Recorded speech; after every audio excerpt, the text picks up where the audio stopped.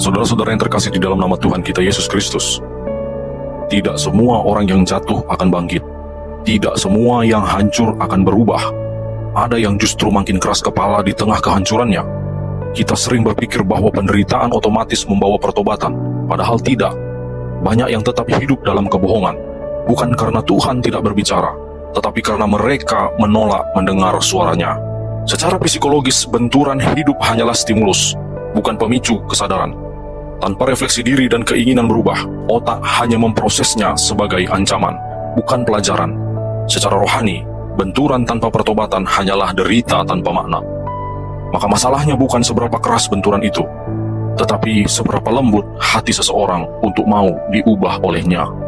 Setiap manusia punya luka, tapi luka yang tak diserahkan kepada Tuhan akan berubah menjadi tembok, bukan pelindung, melainkan penjara. Orang yang tidak berubah seringkali bukan karena tak tahu kebenaran, melainkan karena mereka terlalu mencintai versi lama dari dirinya. Secara ilmiah, mekanisme pertahanan diri atau defense mechanism seperti denial dan projection membuat manusia sulit menerima realita. Otak melindungi diri dari rasa malu dengan menyalahkan sekitar, tetapi spiritualitas mengajarkan sebaliknya. Dalam Amsal 28 ayat 13, firman Tuhan berkata, "Orang yang menutupi pelanggarannya tidak akan beruntung, tetapi siapa mengakuinya dan meninggalkannya akan disayangi." Ketika luka tidak dihadapi, hati mulai mengeras, dan tanda pertama pengerasan itu sederhana: sulit menerima teguran. Sedikit disentuh langsung defensif, sedikit dikritik langsung marah. Orang seperti ini tidak mencari kebenaran, mereka mencari pembenaran. Secara psikologis ini disebut ego defense reaction, refleks menolak rasa bersalah. Tetapi secara rohani ini adalah tanda awal mati rasa terhadap suara Roh Kudus. Firman Tuhan dalam Amsal 15 ayat yang ke-32, "Siapa menolak didikan, membenci dirinya sendiri." Dan ketika hati menolak teguran, ia akan menciptakan cerita untuk melindungi kebohongannya. Ia akan berkata, "Aku korban, aku benar, mereka yang jahat." Begitulah suara hati yang sudah mulai mengeras. Ia membangun narasi palsu demi menjaga ego. Secara ilmiah ini disebut dengan cognitive dissonance reduction, ketika otak mengubah fakta agar selaras dengan emosi. Tetapi secara rohani, ini bentuk penolakan terhadap kasih dan kebenaran.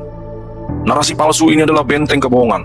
Orang seperti ini bukan lagi dibohongi, tetapi membohongi dirinya sendiri.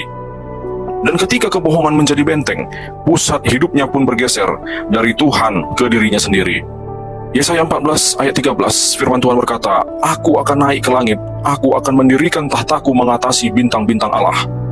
Ketika seseorang menjadikan dirinya pusat segalanya, ia hidup seakan-akan Tuhan tidak perlu campur tangan. Semua harus lewat dirinya, semua harus sesuai dengan keinginannya.